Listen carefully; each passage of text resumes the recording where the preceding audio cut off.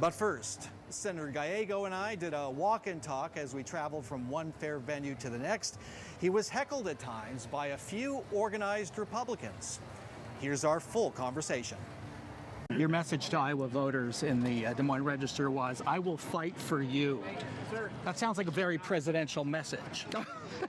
Why is somebody from Arizona going to fight for folks here in Iowa? Well, unfortunately, because we need more votes. I can't get things done with 47 only Democratic votes. We can't get anything done in the House if we don't have control. There's votes to be had here. There's members of Congress that we elected, people that could be helpful in terms of us turning back the tide on the cuts to Medicaid, to food stamps, to some of like the most egregious abuses that this president has done.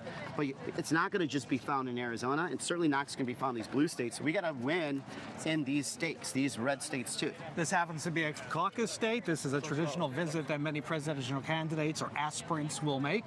You're going to New Hampshire, you've been to Pennsylvania, to a swing county. It sure sounds like you're taking steps to at least prepare for a possible run for president. We are taking steps to make sure that Democrats win back in 2026. And where we're going are swing areas. You know, in New Hampshire, it's actually, where I served in the Marines for 4 years. So my classmate, Chris Pappas, is running for Senate.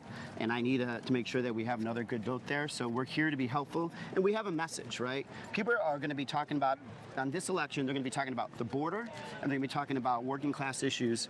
We know how to win those issues. We want to spread that message out so we have more winners. So for folks wondering about what Ruben Gallego is doing in Iowa, folks back in Chandler, Nogales, Flagstaff, can you say running for president is out of the question?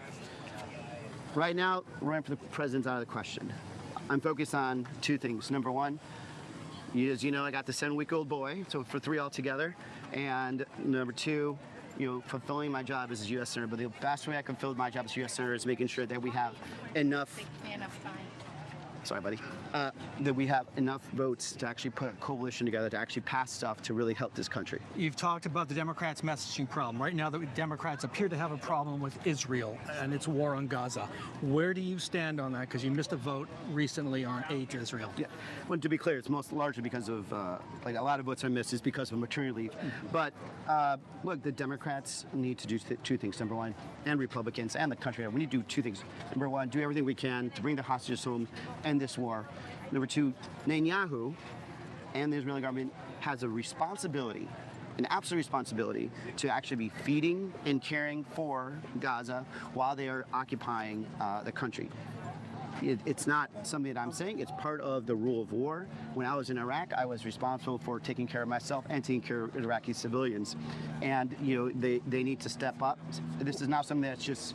What about aid? What about U.S. aid to Israel? Should that continue?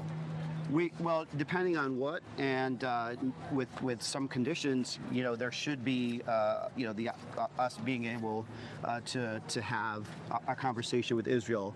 And, you'll see a lot of us kind of starting to push that more in the future. You've been greeted by protesters here. The Republican Party says you mock Iowa's caucuses, you've mocked farmers.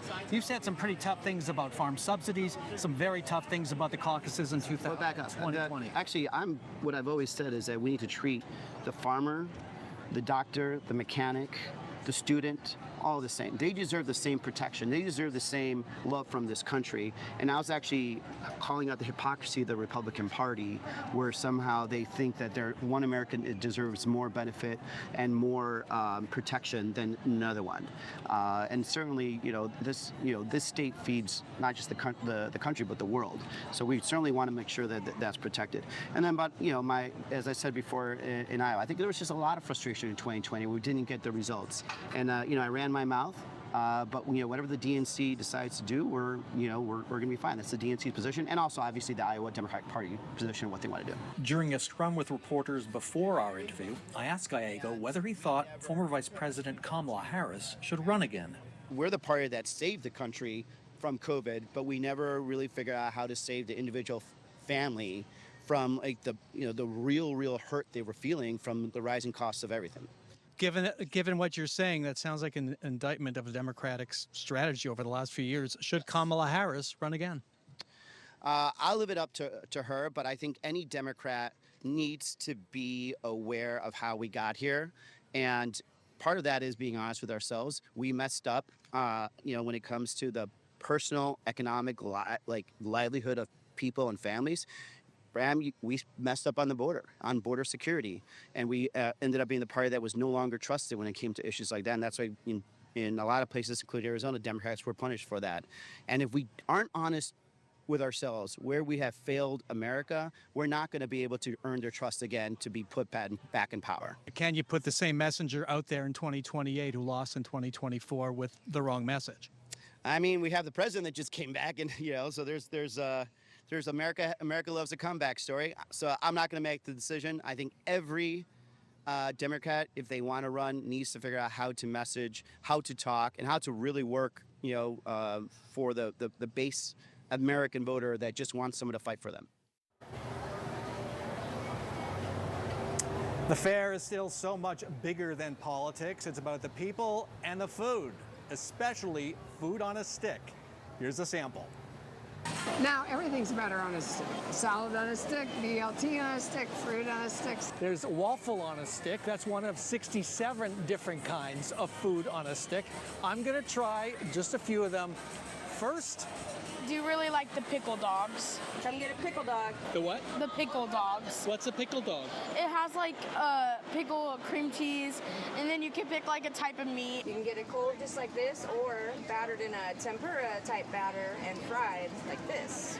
So this is all that, but fried. Yes. Why isn't this on a stick? If you have a stick, it gets in the way of just shoving it all in your mouth. Yeah. I think it's that Iowa Nice. You've heard about that. I've heard about that, yes. People are here to generally have a good time, and where better can you see the fruits of everybody's labor? You have to see the butter cow. The most popular food on a stick at the state fair is... A corn dog! And coming up, if you tell